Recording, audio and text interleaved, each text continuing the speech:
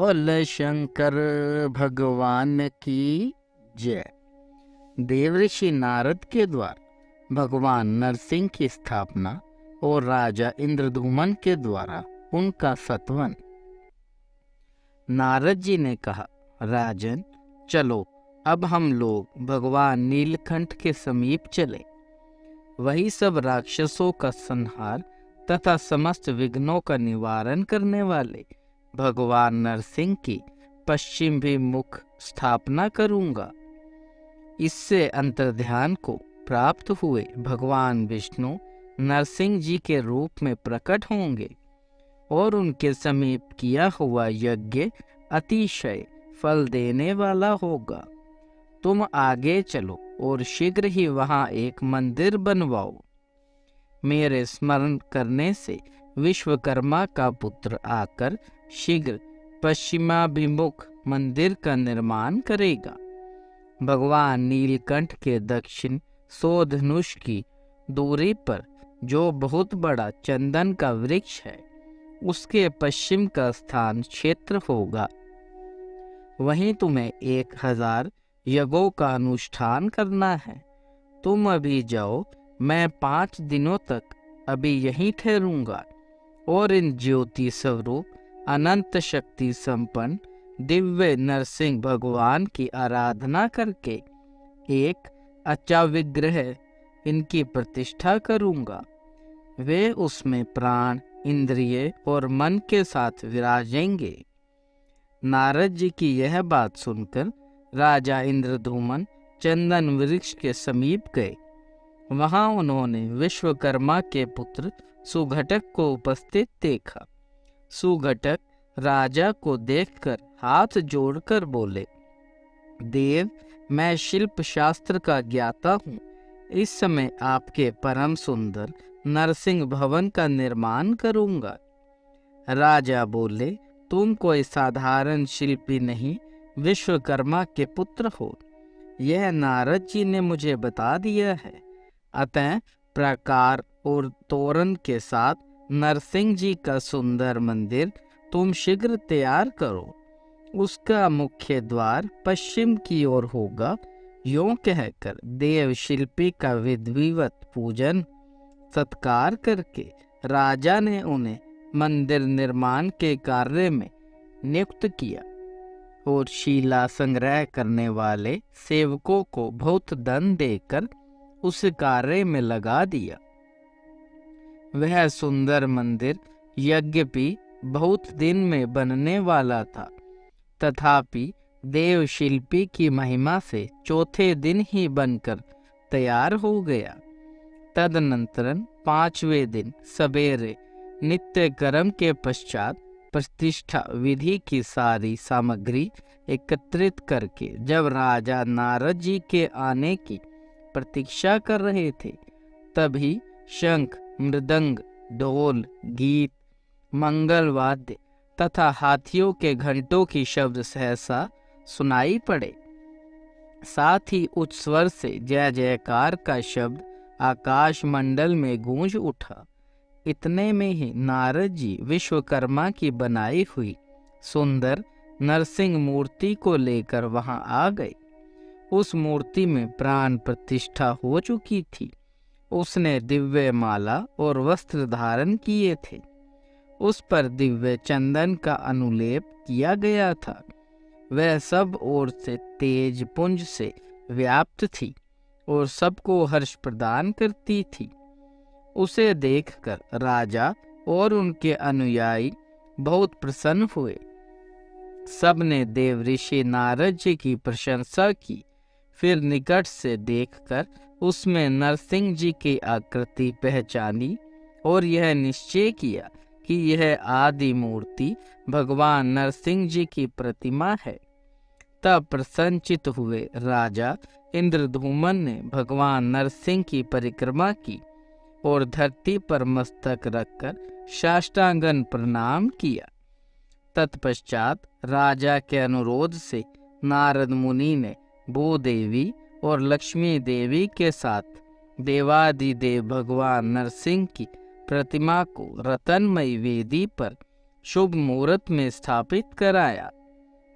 उसके बाद वैष्णव, ब्राह्मण, अन्यायन, नरेशगण तथा बुद्धिमान नारद जी के साथ राजा इंद्रधूमन ने उपनिषदों और धर्मशास्त्रीय स्तोत्रों द्वारा प्रसन्नता पूर्वक भगवान का स्तवन किया। भगवान, आप एक हैं, अनेक स्थूल, सूक्ष्म तथा अत्यंत लघु शरीर धारण करते हैं। आप आकाश से परे होकर भी आकाश स्वरूप है। आपका रूप सदा एक रस रहता है, अथवा आप अद्वितीय स्वरूप हैं।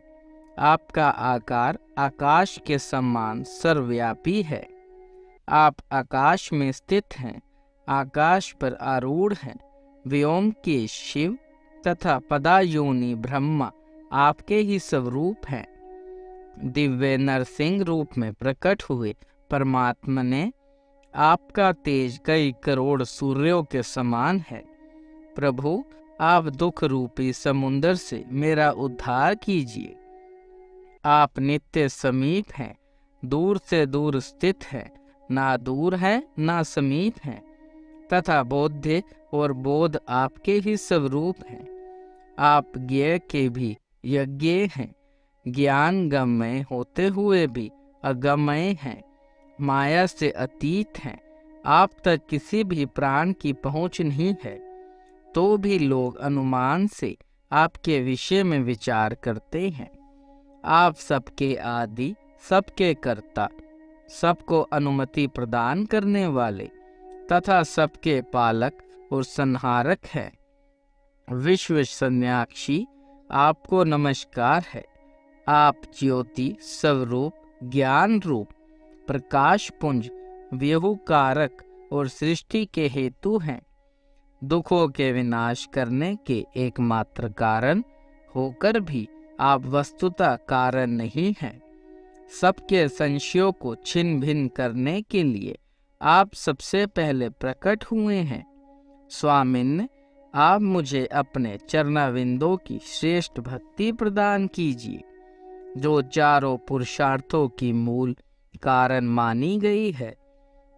भक्तों की अभिष्ट मनोरथ की पूर्ति करने वाले आप भगवान नरसिंह की मैं शरण लेता हूँ। अपने चरणों का आश्रय लेने वाले लोगों की पाप राशि का विनाश करने वाले दया सागर श्री नरसिंह जी को मैं प्रणाम करता हूँ। तीनों लोग जिनके उदर में स्थित हैं, उन नरसिंह देव को मैं नमस्कार करता हूँ। दीनों पर दया करने वाले विष्णु, आपको नमस्कार है, नमस्कार है, नमस्कार है। आप मुझ अनाथ की रक्षा कीजिए। मैं अपने इस चम्र चक्षु से आपके दिव्य स्वरूप का दर्शन कर सकूं, ऐसी कृपा कीजिए। आपकी कृपा से मेरे सहस्त्र अश्वमेघ यज्ञ निर्विघ्न पूर्ण हो, मेरी करोड़ों पाप राशियां नष्ट हो जाए। भगवान, जो मनुष्य आपकी शरण लेते हैं वे मोक्ष के भागी होते हैं। इस प्रकार दिव्य नरसिंह की स्तुति करके राजा इंद्रधूमन के मन में बड़ी प्रसन्नता हुई। उन्होंने बार बार धरती पर लेटकर भगवान को दंडवत प्रणाम किया। जो लोग इस स्तोत्र से दिव्य नरसिंह जी की स्तुति करते हैं, उन्हें भगवान नरसिंह मोक्ष प्रदान करते हैं। ज्येष्ठ मास के शुक्ल पक्ष की द्वादशी तिथि को स्वातीन नक्षत्र के योग में महर्षि नारद ने उस क्षेत्र में दिव्य नरसिंह देव की स्थापना की है। जो लोग वहां उनका दर्शन करते हैं वे सहस्त्र अश्वमेघ यज्ञ से अधिक फल प्राप्त करते हैं।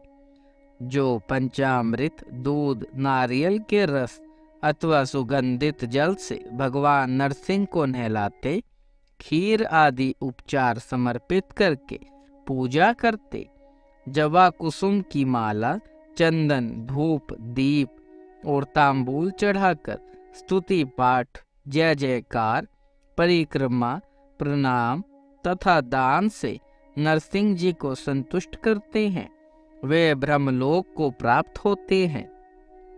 वैशाख की चतुर्दशी को शनिवार के दिन स्वाति नक्षत्र में प्रदोष के समय भगवान नरसिंह का आदि अवतार हुआ है। इस तिथि को विधि पूर्वक नरसिंह जी की पूजा करके मनुष्य अपने करोड़ों जन्मों की संचित पाप राशि को तत्काल भस्म कर देता है। जो भगवान नरसिंह का दर्शन, स्पर्श, नमस्कार, भक्ति पूर्वक दंडवत तथा स्तुति करता है, वह सब पापों से मुक्त हो जाता है। बोले शंकर भगवान की जय। देव देव महादेव करुणा निधान भक्त वत्सल्य शिव शंकर भोलेनाथ प्रसन्न होइए त्रिलोकीनाथ, सदैव अपने चरणाविंदों में लगाए रखे, सद्बुद्धि प्रदान करे। सृष्टि के कर्ता धर्ता संहार हरता, आपसे ही जीवन आपसे ही मरण महादेव, बच्चा पुलनहार तुसी बख्शनहार त्रिलोकीनाथ, कृपा दृष्टि बनाए रखे। हर हर महादेव।